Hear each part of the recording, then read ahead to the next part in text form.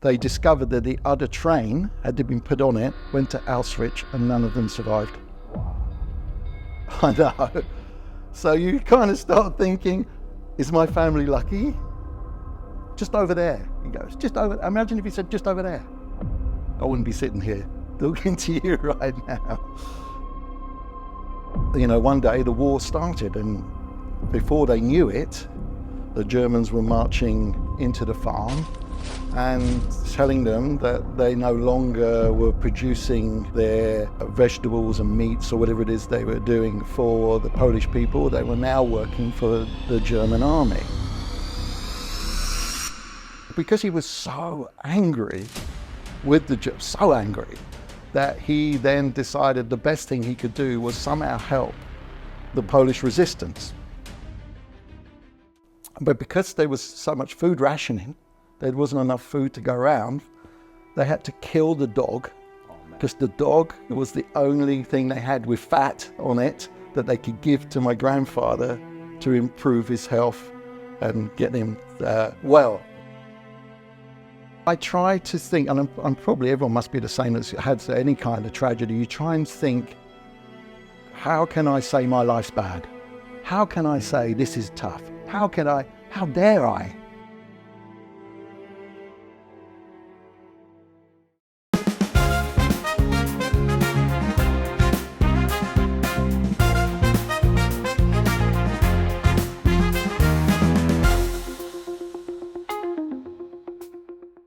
Hello and welcome to Warsaw Confidential, Poland's #1 podcast in English.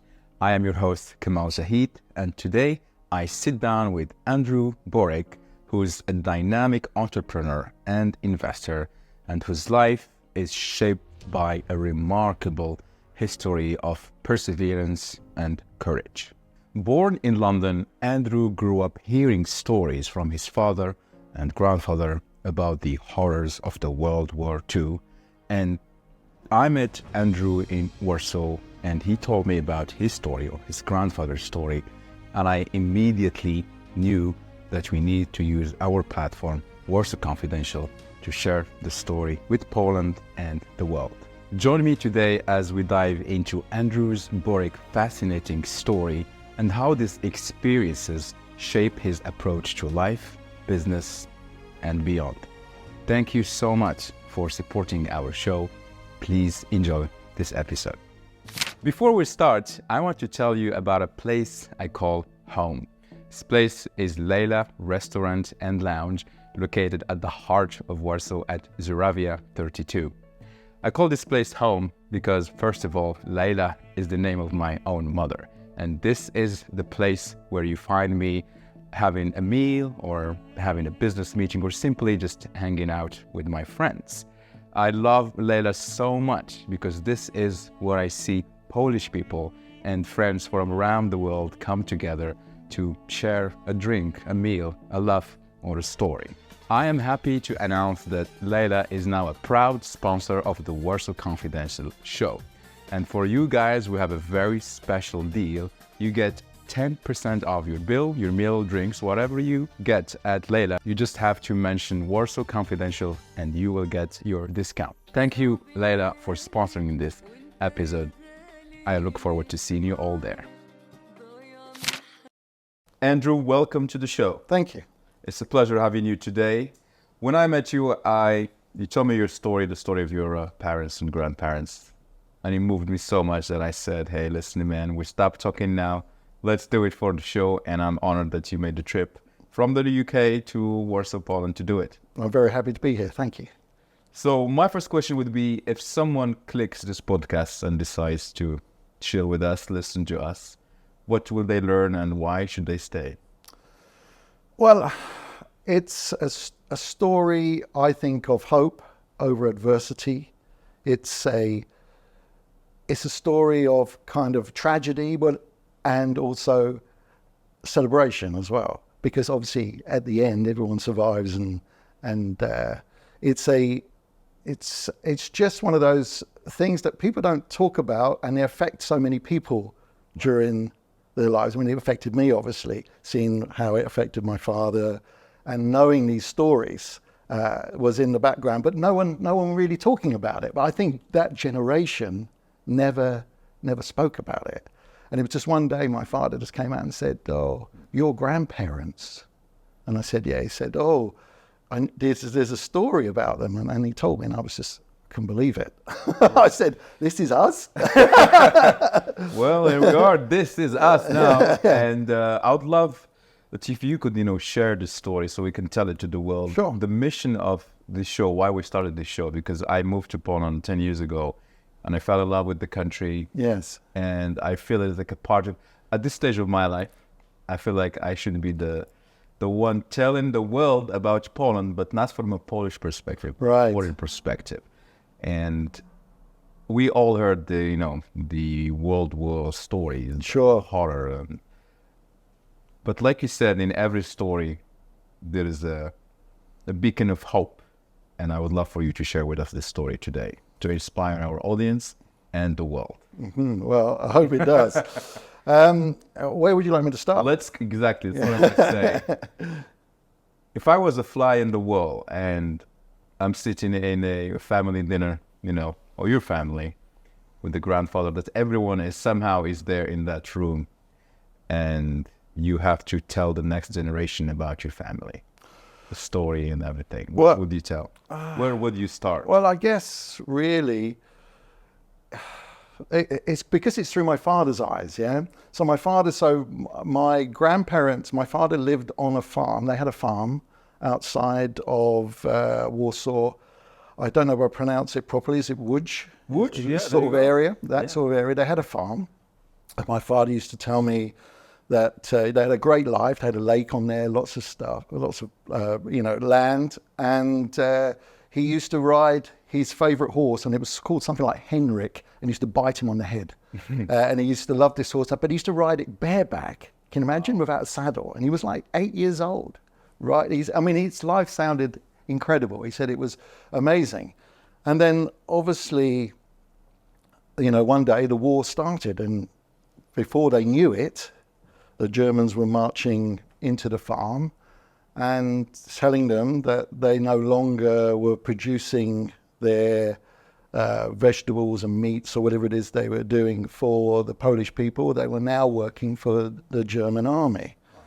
So really that's where it all kind of started. And my father said, obviously it's a difficult time, but my grandfather, he was obviously a bit of a rebel. He would go against what the Germans were saying and try and save food for the people, local people around him. And I think when they were visited once, they were angry with my grandfather. My grandfather just said to the commanding officer at that time that came onto the farm, he said, I had enough of this. Hitler can kiss my ass. Oh, yeah. And they arrested him. They arrested him for saying this, and he was locked up in jail. He's taken away straight away, no trial, no nothing. Here in Poland. I don't know whether it must have been near Łódź, could have been Warsaw. Yeah, I'm not sure. We're not sure exactly. And what year are we talking here? Well, I imagine if the war, when did Warsaw fall? 39 or 40? So my father was probably 9 years old. I see. Okay. So so with the loss of my grandfather to the jails, obviously my father said they had to go and visit him, and they had to run the farm. And my father sort of grew up, quite a bit as a 9-year-old, but he did have 3 other brothers and a sister, and they were all working with the mother on the farm. So there's not really a lot to tell during that period, although he said it was very difficult. But the most telling thing was when they finally released my grandfather, which was 2 years later. Wow. He was so skinny and emaciated, he could hardly walk. They dumped him at the entrance to where they lived, and they came down and picked him up, and they all dragged him in, and they could see he's dying. But because there was so much food rationing, there wasn't enough food to go around, they had to kill the dog, because the dog was the only thing they had with fat on it that they could give to my grandfather to improve his health and get him well again to run the farm with the family. So that was that part of the story, that somehow he managed to come back from all of that, and I don't think he was ever the same again, if I'm honest. But he was still well enough to run the farm. But so my father said to me, we didn't really stop there. He said because he was so angry with the Jews, so angry, that he then decided the best thing he could do was somehow help the Polish resistance. So my father said, against his wife's advice, he said, we're going to help the Polish resistance. So what they used to do is they used to put up Polish fighters in the farm when they needed to meet people and stuff like that. And he said, my father said that went on for a while. And he said, and then suddenly, I know I'm racing through this because I don't know a lot of detail. I'm just. Tell us what you know. Yeah, and so he basically, my father said that one particular day. I think what's relevant to this part of the story, is that when the Germans first took over the farm, effectively, they took away all the butchery knives. Yeah, so my father couldn't cut big chunks of meat and stuff like that and save bits and pieces. They gave them. I still don't fully understand why, but they gave them. They had to use certain types of knives, which meant they couldn't really use it. Yeah, or whatever. So. This is important to the next bit of the story. So what happened was, one day my father was just outside, and like this truck had turned up, and shouting and screaming, German soldiers. Two jumped out, ran into the house, and my dad said, he ran into the house as well, and he suddenly realised, oh my God, there's two Polish resistant fighters in the roof of the house. And he said that's the point where he believed they was finished, because they would just take them outside and shoot them. That was it. And he just said, and I said, how did you feel? And he said, I just kept looking at my mother, thinking, what are we going to do? And didn't know, what to say. So the guys came in, and there was all this shouting and screaming and whatever, and And so they said, we've come to look around, and one of the guys started walking up the stairs, which is where the resistance fighters were. Mm. And my father said, well, that's it. But as he started walking up, the other German guy that was in the officer, or the army guy that was in the room, noticed on the kitchen table that my grandmother had an illegal butchery knife, yeah? He shouldn't have had this knife, yeah? So he starts shouting at my grandmother, what's this, what are you doing with this, this, and my father said that it seemed to go on forever, but it was only a few seconds or whatever, and this shouting in the meantime, and so the guy that was walking up the stairs looked down and was wondering, well, what the hell's going on down there? Because there was lots of, my grandfather was shouting, everyone decided to have a big shout. I think the emotion of probably what was about to happen, just everything exploded. I can't even imagine. Can you imagine what sort of emotion they were going through? They thought, this is it. They're done. There's no way they're not going to get coming back from that. That's right. And anyway, so as they were shouting about this knife, and this guy was, looking down, going, what the hell's going on? He's just got this knife, and all this sort of stuff. The commanding officer ran in and said, everybody out, we got to go, because there was some commotion. Someone had done something somewhere else, which meant they had to leave immediately. So if you think about that, yeah? So it's incredible to imagine that you're there in that position. You think this is it. You're arguing over a knife that you shouldn't have, but because it wasted precious seconds, their lives were saved. So they all left. Wow. Of course, they got rid of the people, and my dad said, they didn't know what to do. They couldn't speak to each other for hours. They were just like, what just happened there? We were within seconds of, being caught and being taken outside and just shot. So he said, when you start thinking about troubles in your life, and I said, how did you feel about, that must be etched in your memory. He says, well, when things go bad, and you really feel there's nowhere to turn, he said, you start thinking of moments like that and think, there's always a way out. I thought,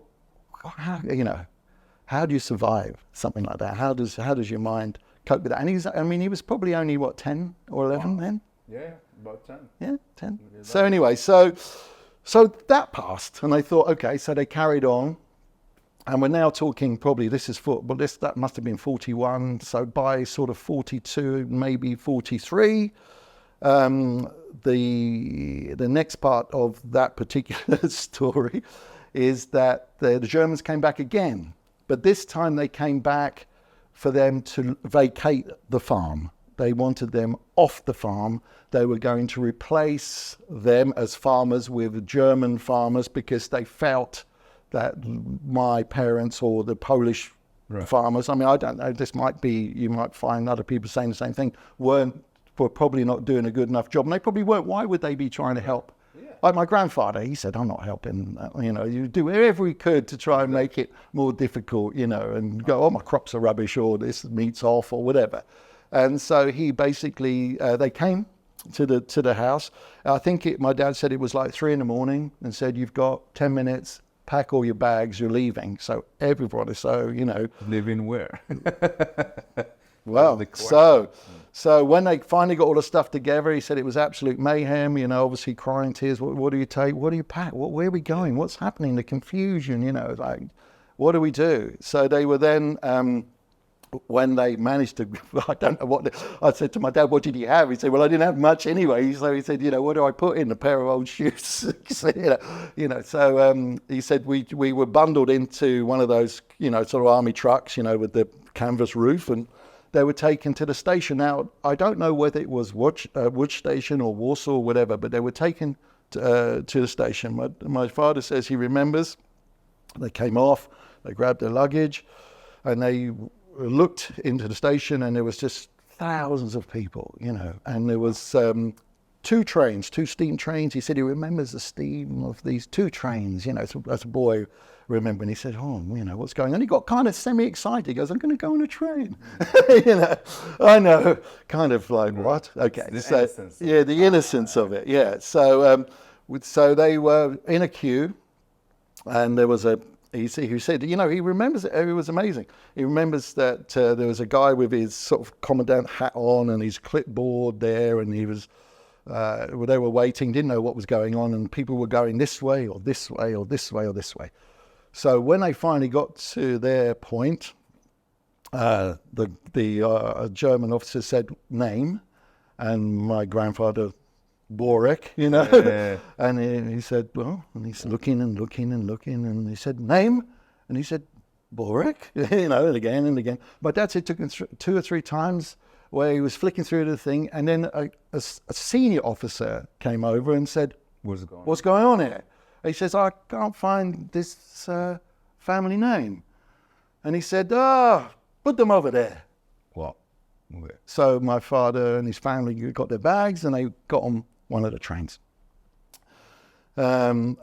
Eventually, the train took off, and it was, the night. And when they woke up in the morning, they were traveling through northern France, When they arrived there, they were told they were going to be working on the farm there, on the farms there, because they're farmers, yeah.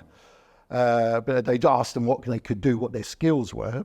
But they discovered that the other train had been put on it, went to Auschwitz, and none of them survived. Wow. I know. So you kind of start thinking, is my family lucky? Just over there, he goes. Just over. Imagine if he said, just over there. I wouldn't be sitting here talking to you right now. So it was a difficult, difficult thing for them.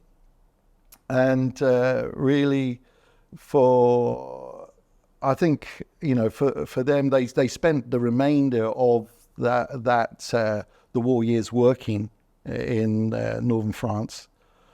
And they stayed there until my father. So when the Allies liberated northern France, my grandmother discovered that there was a Polish school in Palestine. Wow. And my father then was probably 13, and she decided that somehow that he should go there because it's a Polish cadet school and he could join the army. And, everybody was talking about, fighting for Poland and whatever it was. So he actually went on a journey all on his own from France across Italy over to Palestine when he was only like 13 years old. He said, I saw the world as a child. So, I mean, these kind of things, I think although they all survived, and the saddest part for my grandparents is that when the war officially ended, my father from Palestine decided to come to England. He was allowed. They said, where would you like to go? And my grandmother had he had a brother and a sister younger, but they left behind a brother. His name was Thaddeus. He was the older brother, and he was taken in the very beginning by the Germans to go and work in the munitions factory for the German war effort. So they never saw him from the beginning of the war until the end. And the grandparents, they were offered, you can stay in France or you can go anywhere you want to, because Poland obviously was now under Russian occupation. And so my grandparents said, no, we want to go and find Thaddeus. We should go back and see him. Yeah. Mm. And so they went all the way back with my auntie and my uncle was younger than my father. And when they arrived back, they were told, well, obviously you can't go to Łódź. They were taken to Wrocław, which is where they lived the remainder of their lives. But when they started making inquiries, what's happened to Thaddeus, they discovered he died working, in one of the factories 3 years before. So what was really sad for them, they only went back for him, and they ended up living in unoccupied Poland. When they were outside, they actually went back in, and their lives were a little bit miserable, to be honest with you, towards that. So, I mean, really, that's that part of the story about them, how they survived. I mean, obviously, my father went on to the UK. He had to join the British Army. Oh. He had no skill. He had £1, no skill, and he learned how to peel potatoes.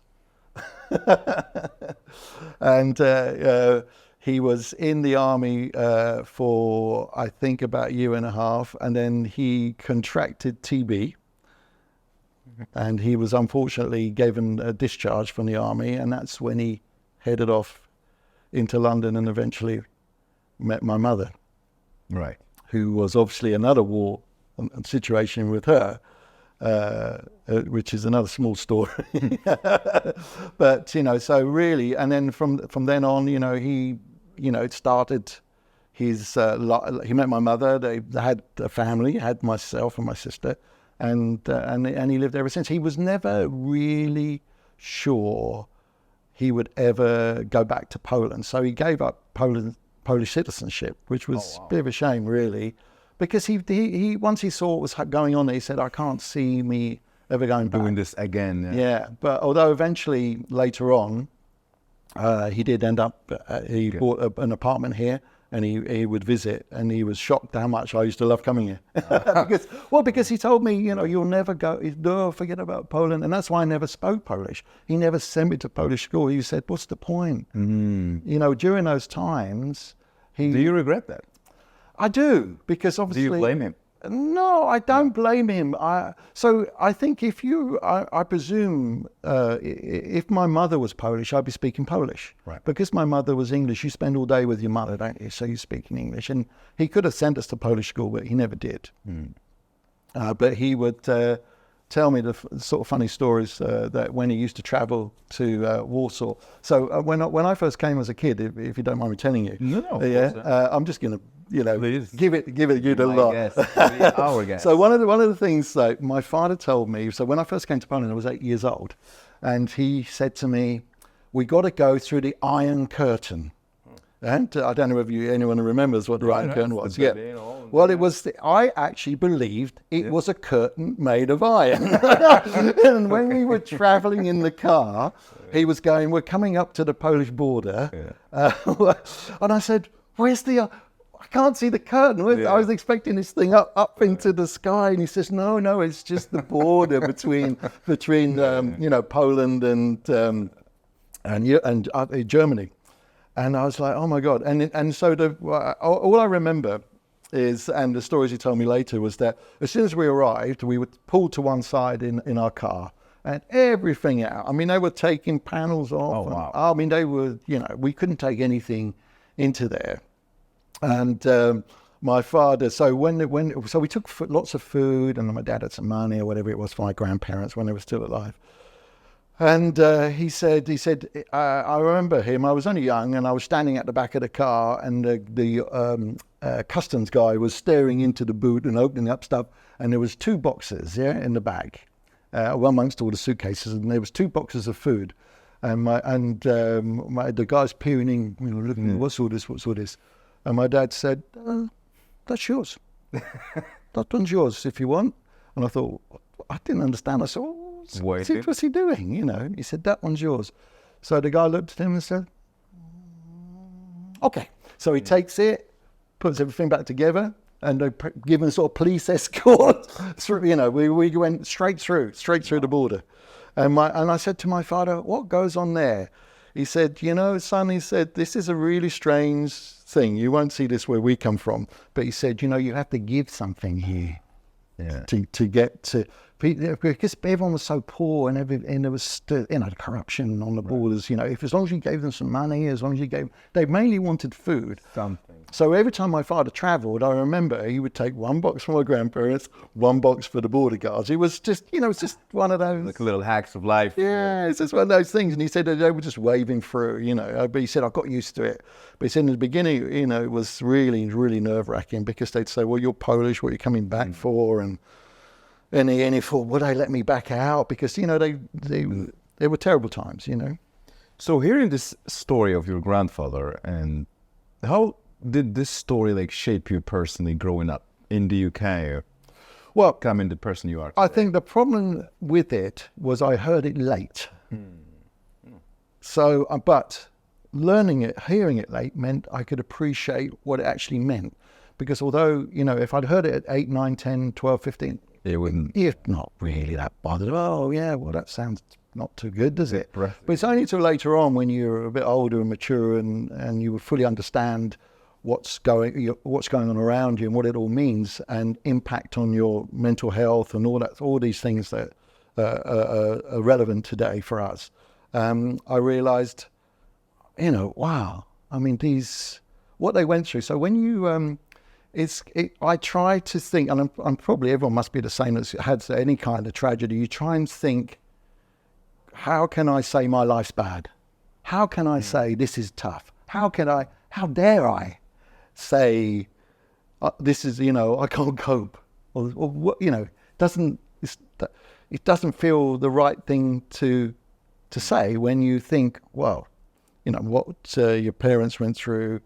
And I think because my father, I think his view on life was, he was always happy soul, because he survived. Right.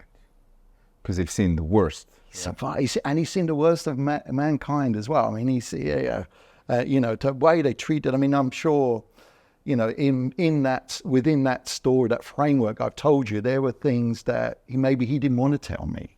They could have been beatings and God knows what. But I mean, obviously, my grandfather being almost beaten to death and starved, and I mean, that's his father.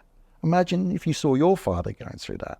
So I mean, I can't imagine how he felt. But I think he tried to give us a sense of proportion in life. Yeah, how things aren't so bad, and count your blessings. Count your blessings. Count your blessings. Yeah. So do you think that men today, or women in general, that we have it easy, that we haven't seen the worst of humanity, that we are kind of raised in this weak man society? I think, well, obviously there's lots of conflicts now. Right. People are, Yeah. I mean, you don't need to talk about them, but you know where they are.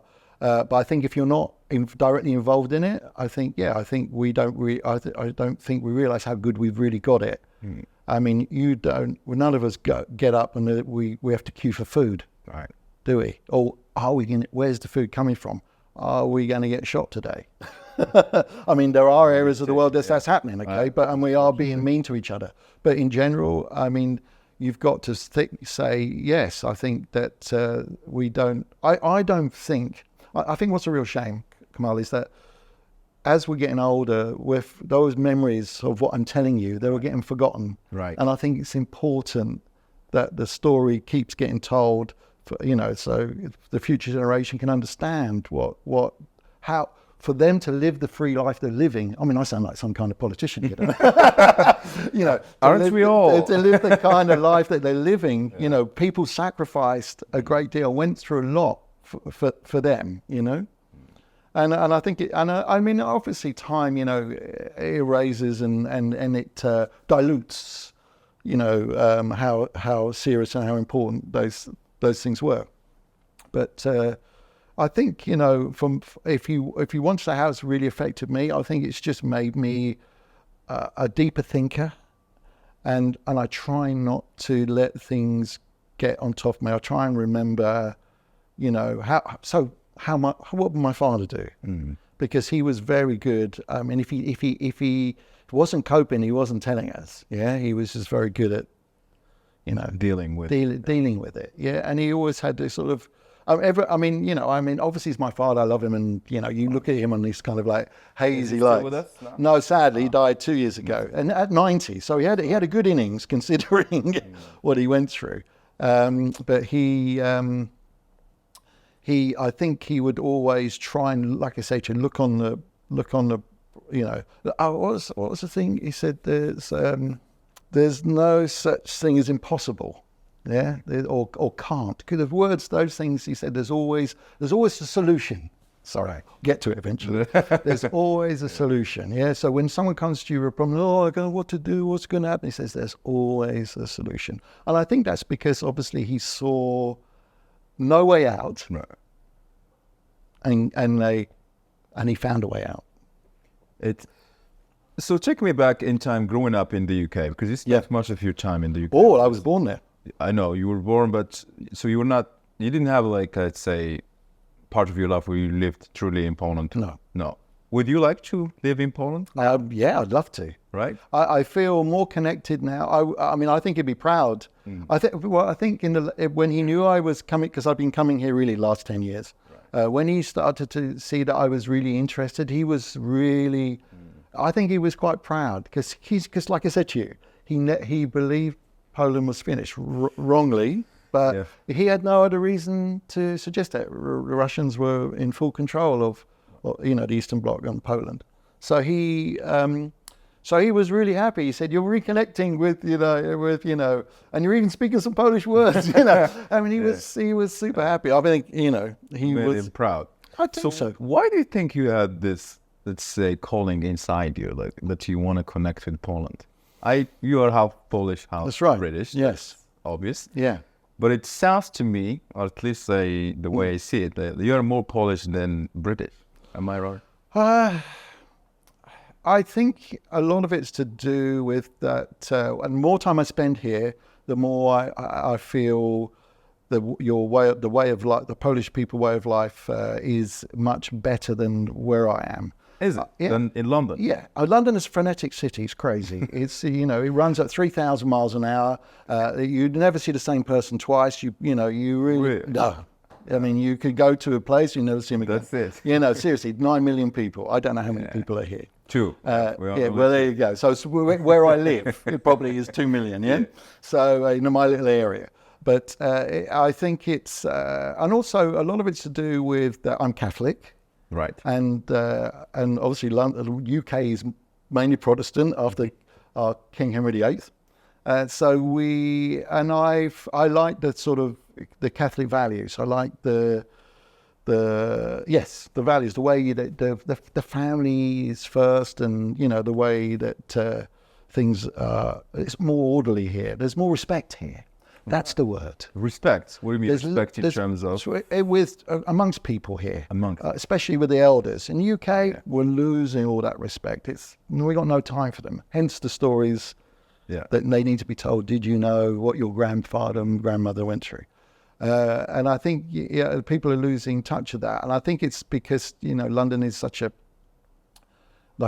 big city, and there's so many people there. It's such a mix, and it's great for that. Don't get me wrong, it has it. But there's a certain lifestyle here that, and I think, mind you, Poland's going to catch up. I mean, I always saw it as kind of 10 years behind the UK, but it's moving fast, right? Right. It's moving fast. A lot of energy here. It kind of makes me, I don't want to say sad, but because when you mention, London, it is obviously very advanced mentality, mindset. Here in Poland, we think it's a little behind, but it's really not. And like you said, the quality of the lifestyle, the values, the respect. That's it. They're key to a good society and people moving forward together. We don't have that togetherness. Yeah, we have that kind of. It's a bit. It's fractured. And I don't know why, and I don't want to get into the politics of it. But it's. What do you think went wrong? Let's say, what do you think went wrong? If we can call it that way, wrong. I think it's just the people are selfish. There's just more looking after themselves. They don't really look beyond anyone else's problems. And I think because we hear so often, this has gone wrong. I think you just sort of turn off to it and think, right. I can't be bothered to worry about it anymore. I've got to. And I think living in London also is very expensive. Don't forget. Right. So it's survival mode there. I mean, I was speaking to my friends here, not you about it, but I'm sure you'll tell me how much things have got expensive here. Right. Yeah, things have gone up in price. And that's what I exactly mean, but I don't want it to get to the level of, London. Well, so obviously you get paid more in London, but the problem is that I think the gap between what you're getting paid and the cost of living is great. So there's we've got a lot of problems, on that front, which means that people don't have the time to care about each other anymore. I think that's might be the explanation. Yeah, it definitely is. I mean, I'm guilty of it myself because I'm thinking, how am I going to survive all this? I need to get through this, yeah?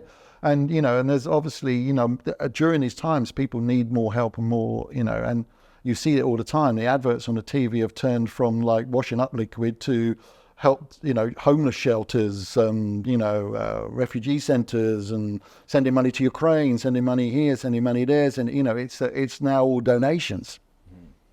Okay, let's get back to you and the family values. You're currently single, or I am. You Yes. are? I'm divorced. I was married. Okay, all right. Not to a Polish woman, which my father was not very happy about. Okay. But never mind. So when you had that idea of having a family, were you thinking to enter this project, if I may? Yeah. With teaching your future kids about the Polish thing, or do you want them to be? What I'm trying to say, did you have a similar idea as your father, who Exactly was practically done with Poland? Exactly the same. I see. I felt my upbringing was amazing. I can't fault him. He didn't know what he was doing, but he did his best. But he always kept. I think we're not a really religious family. We went to church a lot when we were kids, but when you get older, you kind of lose sight of religion, And I think when you get older, you go back to it because you think, I'm going to die. What's it all about? But we went to church, and I think all that kind of moral teaching, which is why because the church is very important here, isn't it? I mean, it's very strong. It practically runs the country with the politicians, doesn't it? So it has some good and some bad. But the main thing is the moral code. Once you break the moral code with people, then there's this kind of anarchy. So I think the way that he taught us to be loving and caring, and look after our neighbour if we could. I thought that.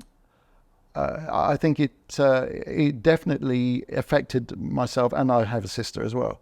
we both, I think we're quite grounded, you know. I think, you know, we have our moments. None of us are perfect, but you know, I think we think of him and we smile because we say, oh, do you remember when he used to tell us this? And just the way he was. And I think he was, family was everything to him.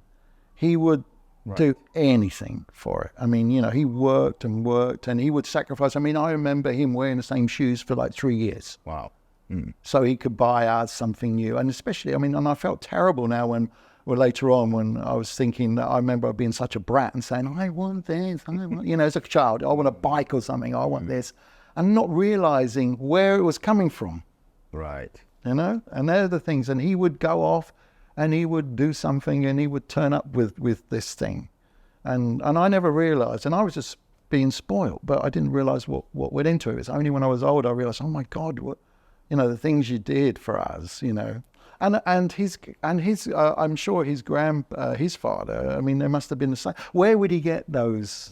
Where would he get that from? I think it's all passed down. So if you don't come from a loving, caring family, it's very difficult. Right. Yeah. I'm not. Influence is the. Yeah. I think it's not difficult. You can do it, but I think there's a lot to be said for your upbringing. So if you pass that down, I mean, do you create better kids or better people? I don't know. I'm assuming. Am I a better person? I'm certainly I think more, you know, and I try to be a good person, I think. But I mean, I sound like I'm trying to be a saint here. I mean, I'm the same as anyone else, you know. Everyone has their moments. But if you're asking me, did my father influence me? Yes, of course. He gave me he pushed me all in the right directions, you know. Even when I didn't want to go over there, it was like, get back over here. This is where you want to be going. And he was right. He was right. So I love him for that, you know. Guys, real quick before we continue the show, if you like what we're doing here, please subscribe and leave a like. It helps us tremendously, more than you know. The bigger we get, the bigger the guests we can invite. If you're watching on Spotify, Apple or YouTube, please subscribe and leave a review. Again, thank you so much.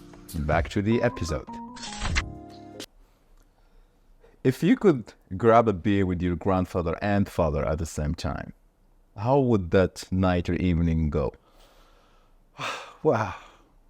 No, obviously the story. We'd obviously get very drunk. I think for me, and you know what, and that's one of my biggest regrets, because my grandfather died probably when I was, I could have been 10 myself.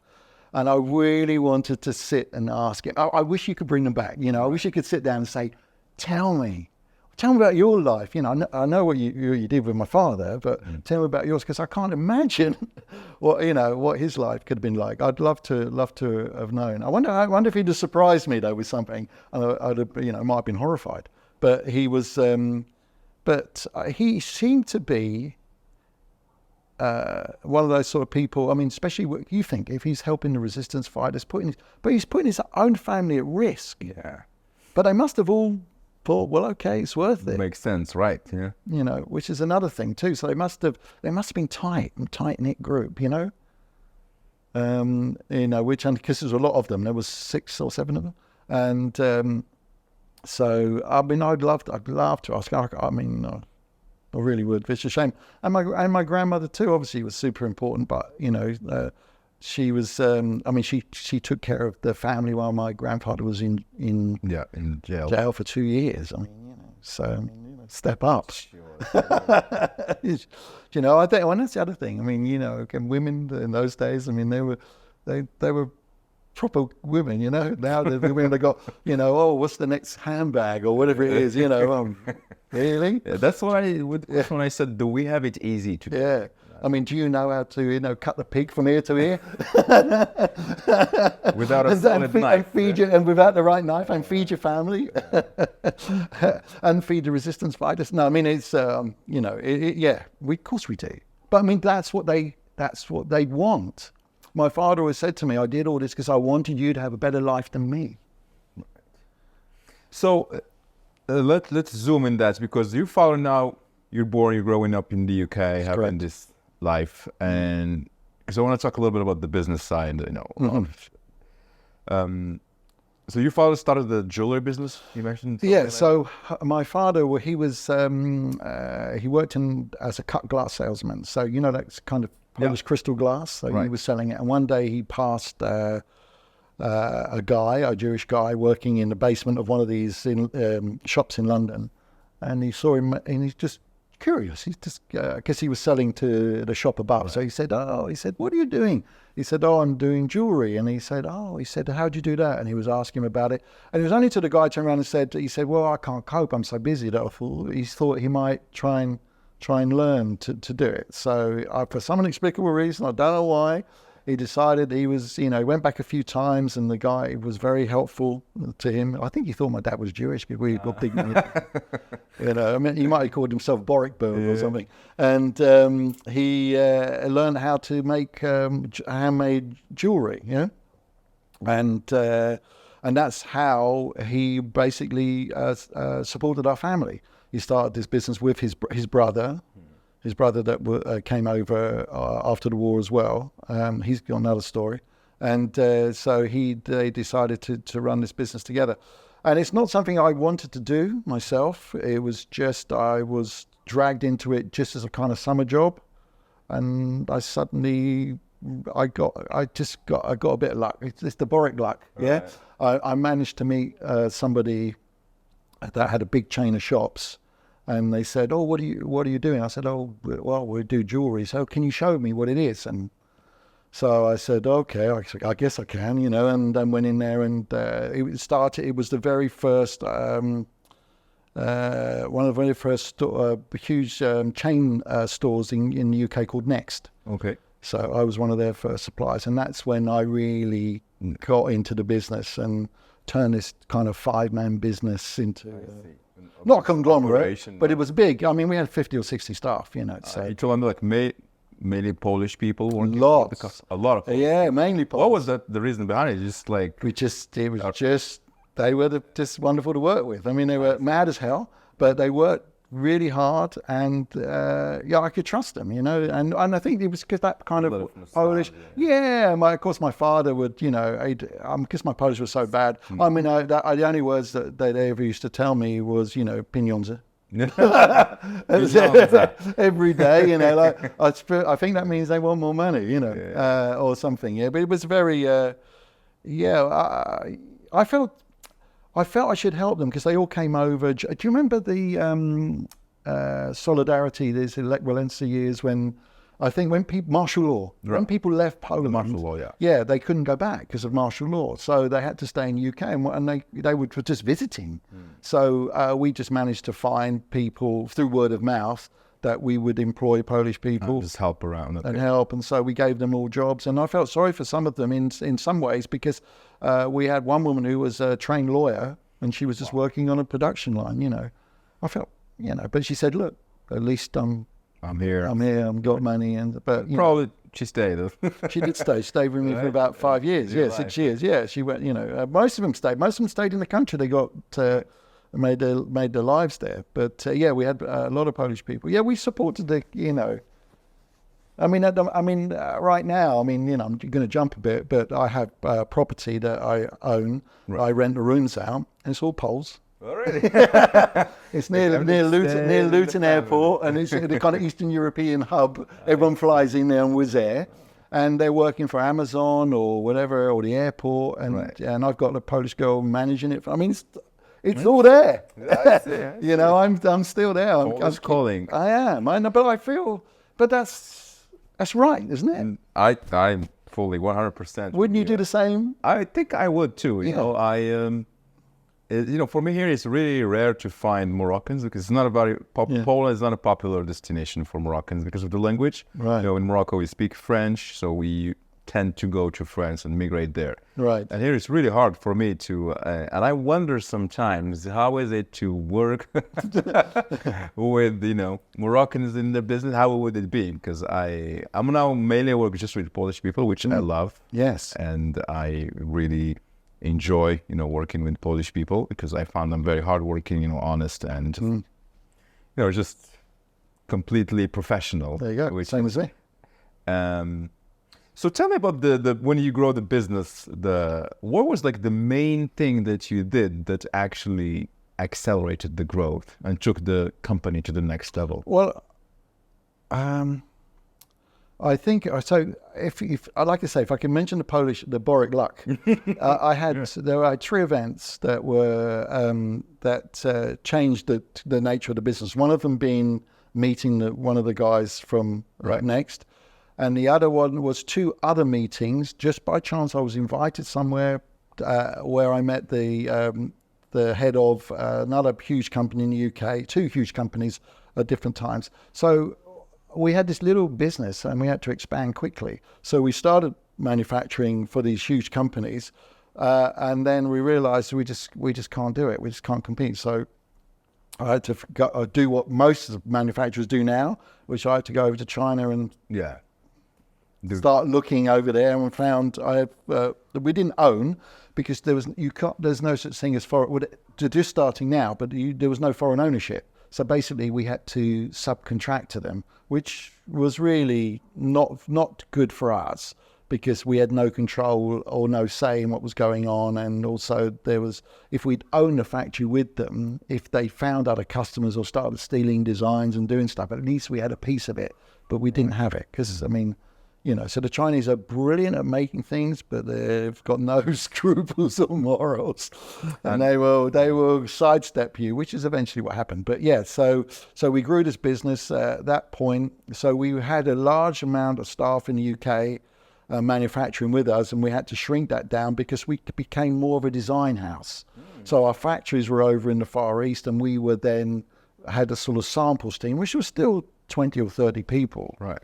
And we still had to produce small numbers, probably, we were talking about, exactly. Small numbers, so that we could get the thing going. And then someone would say, give me 1,000 of those. And say, well, we're going to make 1,000. We'll have to give it to our friends over in the Far East.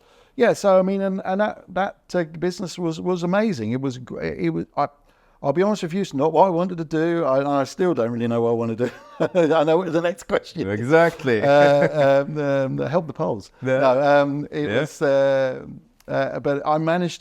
managed to make the best of a bad situation, and I managed to be successful at it. So I often wonder, if I was doing something I liked, would I be very successful at it? So if some people are listening to us and they want to do their business or take their companies to the next level, what advice would you give them? Because you mentioned at the beginning, the Borek luck. Yeah. You mentioned that you met a person and then you met another person. It's a lot of networking. I think. Okay. I think you need to believe that you can do it. It really is self-belief. I mean, you really need to be able to. And also, I did network a lot. I'm talking a lot to you. Yeah. But I mean, I can talk a lot. Yeah. So, and I'm interested in people. I see. I mean, when I met you, I thought he's an interesting chap. What are you doing here? I wanted to know. Next minute I'm sitting here, so we're going to swap in a minute. No worries. Yeah, exactly. And anyway, so I love people, so I'm interested. So, and then if the more interested you are in people, the more they open up, and the more you discover, and they're more willing to engage with you.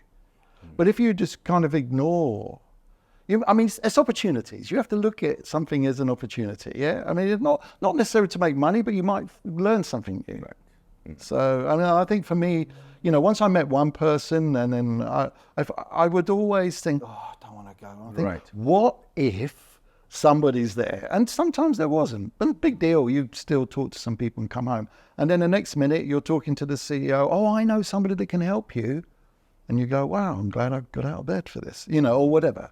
So it's that desire to know people, to get to know people, and find out what other people are doing. Well, how else are you going to progress? I mean, I don't know. By knowing you, well, I might be in another bag business in 5 weeks' time. I mean, I don't know. I mean, but that's the point of meeting someone and talking, not just saying, oh, well, nice to meet you. And going on your separate way. It is networking. I mean, there's no substitute for meeting people and getting on with it. Because, networking it tends to have like a bad rep, like networking. It's like almost like, because Because sometimes, and I speak for myself, when I go to some events and conferences, because I'm a lot in the startup world, and sometimes you're just like a lot of pushy people, you know, they're just like pitching, hey, and they're like, and some people cannot, you know, stand that. For example, like a sales machine, a sleazy, you know, guy selling snake oil. That could have been me. Was I the one you met? Yeah. That's why you're still talking to me. But I really like the idea that you mentioned, that you have to have a genuine interest in people, in You do. humanity. And I do. think that is what people are missing a lot today, because when they open companies and they're just thinking money, and they forget about the human relationship, the human experience. Well, the human side of it is the things that are going to drive your business. They're the people that are going to work with you, and you need to get respect and respect them, and they'll help you grow your business if you get the right sort of people. But I mean, going back to your networking thing, I never went to a networking thing in my life. There you go. I did it all by just sitting in a coffee shop, being nosy, you know, being on holiday, being nosy, just talking to people. I mean, whether they go, woohoo, I don't want to talk to you. What are you doing, crazy man? Or if they're willing to open up, they're going to be very similar to me, aren't they? So you find like-minded people get on. So if you're closed-minded, you're living in your little world and you're getting on with your job 9 to 5 and everything's a pain in the butt and nothing's happening for you and you're so jealous of someone like KAMAL, look at him doing, what's he doing? But you're not doing anything about it. Right. So, but whereas, you know, I always felt no one's going to give me anything. You have to go and get it. You know, so I really, but I enjoy the journey, just meeting people. It doesn't matter if you don't do anything with them. You get some new friends, you get some fresh ideas, and also you get a perspective on what other people's lives are like. You know, what's happening. Yeah. So what season of life are you currently in? What part? Yeah, season of life. I don't know. Would you? How are you trying to tell me? Is it like spring, summer, autumn, winter? Well, I've obviously gone through the spring. Maybe I'm summer, autumn. I don't know. I mean, I think, you know, also as I'm getting older, I think I'm still ambitious, and I still feel I've got something to give. I don't feel it's all over and I should be like, you know, hanging everything up. I mean, I'm still looking for opportunities here. If there was something for me, I would do it. I've invested in a very small cosmetics company in London just recently. Young people. And it's really, and here's the funny thing again, it's that dynamic we just talked about. I'm not really invested in the product. I'm invested in the people. Right. And their ambition and how they're going to drive this thing forward. I mean, product to me, yes, it's got to be something. It can't just be hot air.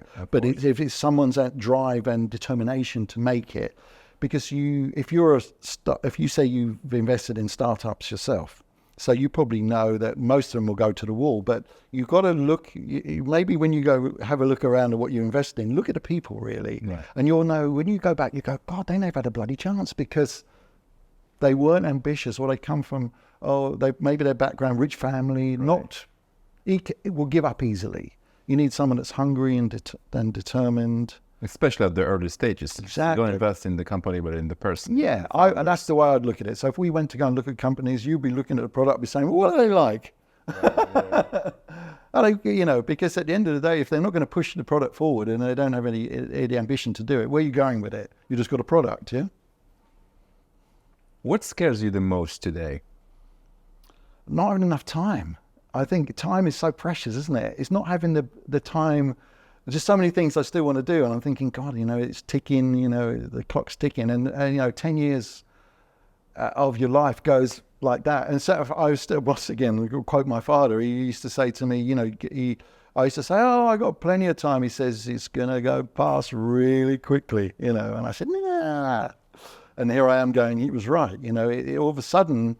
You know, I don't know what it is. I think when you're young, everything seems to be going on forever in slow motion. And then all of a sudden you hit the accelerator, don't you? And you go to like 20, 30, 40, and all of a sudden you're going, oh, not long to go. You know, I think it's time for me. There's so many things I really want to do.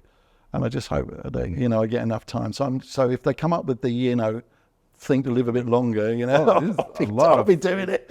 It's very trendy now, the biohacking and this longevity and the I know it's a trend thing now, isn't it? There's these longevity clinics or doctors or whatever. Yeah. I mean, I don't know. I've never looked into it really, but I might be tempted as well. What do you think we can do to stop the time from having this pressure? Because I, to myself, I'm entering my 40s now, and God, you look so young. Thank you so much. And I do tend to also think, my God, this is the second half of my life. And I sometimes really don't know what to do, except just like, what, let's just keep focusing on work and we will think about this idea later. Do you have any, I don't know, not solution, but I would say concept or philosophy? Here's the man that said there's a solution for everything. Maybe not this one. This one I might have to say no. Solution for a longer life or whatever. No. You strike me as a man with a lot of experience. This is what I'm trying to say. What would you advise? I mean, not me, but in general. How should we go about this? You're asking like, I think that's $1 million question. No, 64 million. I mean, whatever. It's a big one. I mean, the only way that I've been able to cope with the movement of time going against me is to try and just concentrate on the things that are important to me, and just stay focused on, try not to go too broad because, you can get lost and everything then becomes pressure. But try and focus on the things that are really important to you. So sit down and think to yourself, what's important to me right now? What's the next step? So for me, I'm still thinking I'd like to have one more project that I can be successful at. But okay, if it doesn't happen, it doesn't happen. But that's really what I think I've got. I want to be involved with younger people to do something, create something. I don't know what it's going to be. It could be the cosmetics thing. It could be the leather bags. It could be whatever. But try and stay focused on it. And I think if you're too broad, then you lose. Once again, that word perspective on everything. But I'd really, I guess you just need to really enjoy the time that you've got, and to use it wisely. How do you use it wisely? What would you do? Enjoy your friendships, enjoy your relationships. I like this idea. Do you have a lot of friends? I do. I have too many, but I can't keep in touch with them all. So they sort of drift off, and and I don't get in the UK or here. I've got a few here in Poland. I've got a very good friend that I met actually in a bar watching football, and now we've been good friends for 10 years. That's the sort of thing, I'm telling you about. The beer was flying everywhere, and the guy said, I've soaked you with my beer. I said, in that case, then buy me another one and be my friend. There's that kind of, thing. And I like people. My father was very sociable. I mean, when you're in business, I think you have to be open and sociable, because otherwise you can't progress that business. You can't stay insular. It's difficult to keep in contact with everyone, and you meet new people as well. So all of a sudden you've got this list. You start with, there's my super close friends, and then there's my other friends, and then there's a load of new friends, and it's difficult sometimes to. But you shift. Right. So you move. Your life goes in stages. So those friends that you might have had 10 years ago, it's not that they're not important anymore, but they're not. You're not in that phase anymore. Yeah, not in that season anymore. Exactly. This is good. Maybe I'm in autumn now. Yeah. So I mean, listen. I wish I'd love to be able to tell you the answers to all these things. Like I'm some kind of god or something. But sadly, I'm just living my life to the best ability I can. Meet as many people as I can, because what's life all about without people in your life? And my father was great at that. And I think, going back to that's what really taught me. I hope if he's, has anything to say, he'll say, well, like your father say about the sons, that's my boy, it worked. That project worked, he'll look at me and go, yeah, that worked. Yeah, he's all right. All right. A few glitches here and there, but, not too bad. Beautiful. That is some very interesting and inspiring thoughts there. Any parting words that you would like to say? Yeah, where's the next bar? It's coming. It's serious. It's secret. No, I don't really know what more to say. I've just enjoyed. I mean, thank you for letting me tell, Of course. the story. But I think I think for me, it's just been really nice that wherever this ends up, that it's out there. Because no one. It's just within my family. Absolutely. And maybe someone will pick it up one day and go, "Oh, that's an interesting story," and we'll have a Netflix film, and you're sharing the rights. There you go. That's the whole idea. People ask me, why are you doing this podcast? Why are you doing this? And they don't understand what you are building here, that in 5-10 years, we're going to look back at this. And yeah, I think, what you're doing here is amazing. And I think, there's so many people, everyone has a story. Right. We are all storytellers. Exactly. And we just got to keep telling stories. Exactly.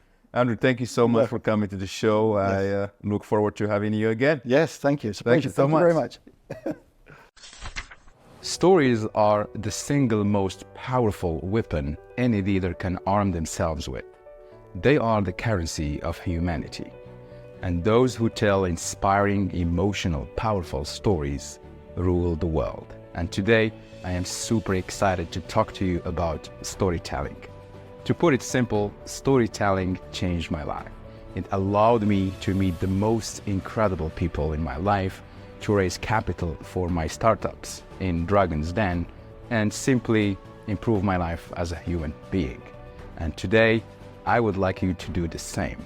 So, I am excited to announce my upcoming masterclass in the art of storytelling. And so, if this is something you're interested in, I would love you to join our masterclass. So you can leave your details below and I will be in touch. Thank you so much and see you soon.